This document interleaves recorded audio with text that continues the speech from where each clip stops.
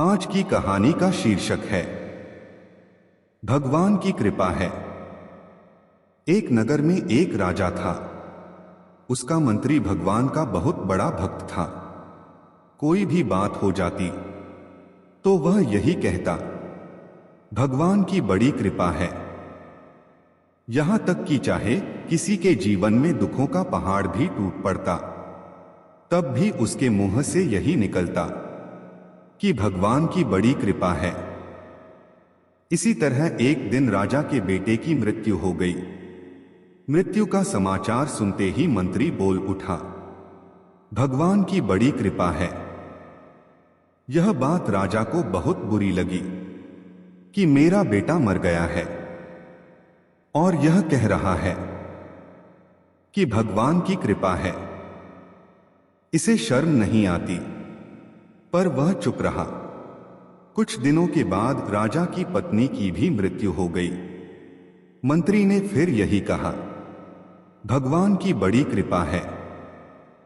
राजा को बहुत गुस्सा आया, पर उसने अपना गुस्सा पी लिया, कुछ बोला नहीं।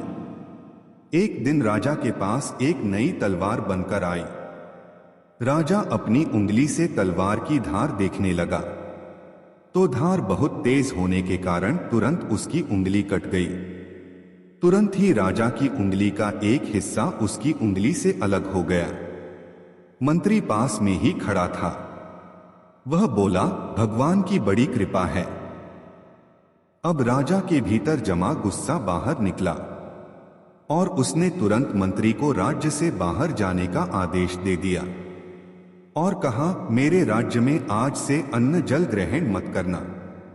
मंत्री हाथ जोड़कर बोला, भगवान की बड़ी कृपा है। मंत्री अपने घर पर भी नहीं गया, साथ में कोई वस्तु भी नहीं ली और राज्य से बाहर निकल गया। कुछ दिन बीत गए। एक दिन राजा अपने साथियों के साथ शिकार खेलने के लिए जंगल गए। जंगल में हिरण का पीछा करते करते राजा बहुत दूर घने जंगल में निकल गए। उन्हें पता ही नहीं चला कि कब उनके सभी साथी बहुत पीछे छूट गए। वहां जंगल में डाकुओं का एक दल रहता था। उस दिन डाकुओं ने काली देवी को एक मनुष्य की बलि देने का विचार किया हुआ था। वे लोग बलि के लिए किसी मनुष्य को ढूंढ ही रहे थे कि तभी संयोग से डाकुओं ने राजा को देख लिया और उन्होंने राजा को पकड़कर बांध लिया। अब उन्होंने बलि देने की तैयारी शुरू कर दी। जब पूरी तैयारी हो गई, तब डाकुओं के पुरोहित ने राजा से पूछा, क्या तुम्हारा बेटा जीवित है? राजा दुखी होकर बोला, नहीं, वह तो मर गया है। पुरोहित ने कहा कि इसका तो हृदय जला हुआ है। पुरोहित ने फिर पूछा, क्या तुम्हारी पत्नी जीवित है? राजा बोला, नहीं, वह भी कुछ समय पहले मर चुकी है। पुरोहित ने कहा, यह तो आधे अंक का है, आठ या बलि के योग्य नहीं है, इसे छोड़ दो।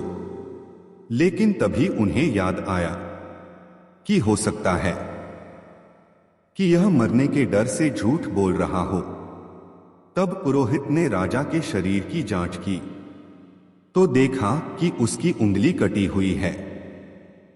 पुरोहित बोला, अरे, यह तो अंग भंग भी है, यह तो बलि के योग्य बिल्कुल भी नहीं है, छोड़ दो इसको।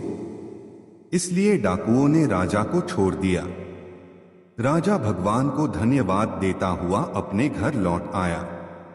लौटते ही उसने अपने आदमियों को आज्ञा दी कि हमारा मंत्री जहां भी हो, उनको तुरंत ढूंढकर हमारे पास लाओ। जब तक मंत्री वापस नहीं आएगा, तब तक मैं अन्न ग्रहण नहीं करूंगा।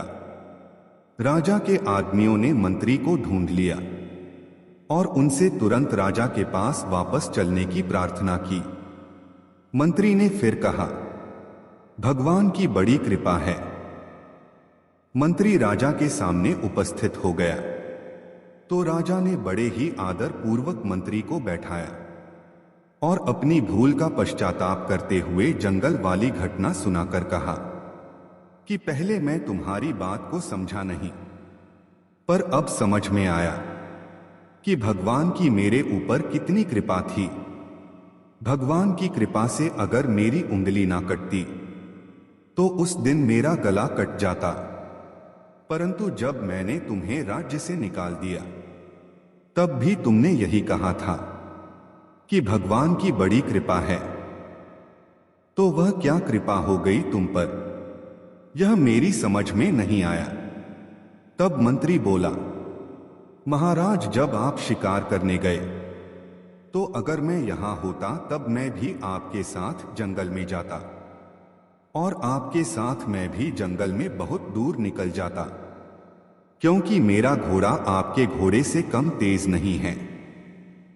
डाकू लोग आपके साथ मेरे को भी पकड़ लेते, आप तो उंगली कटी होने के कारण बच जाते, पर मेरा तो उस दिन गला ही कट जाता। इसीलिए भगवान की कृपा से मैं आपके साथ नहीं था, राज्य के बाहर था, इसीलिए मैं बच गया और अब मैं दोबारा वापस आपके पास आ गया हूं। यह भी भगवान की कृपा ही तो है। अगर आपके साथ में हादसा नहीं होता तो आपको कभी भगवान की कृपा के बारे में पता ही नहीं चलता और आप मुझे नहीं बुलाते, तो हर बात के पीछे भगवान की ही कृपा है। अब राजा को मंत्री की हर बात अच्छे से समझ आ गई थी और उन्होंने उसे अपने गले से लगा लिया और दोबारा उसे उसके पद पर नियुक्त कर दिया। दोस्तों, आपको यह कहानी कैसी लगी? अगर वीडियो अच्छी लगी हो तो वीडियो को लाइक करें, चैनल पर नए हो तो चैनल को सब्सक्राइब करें। हमारे साथ अंत तक बने रहने के लिए धन्यवाद।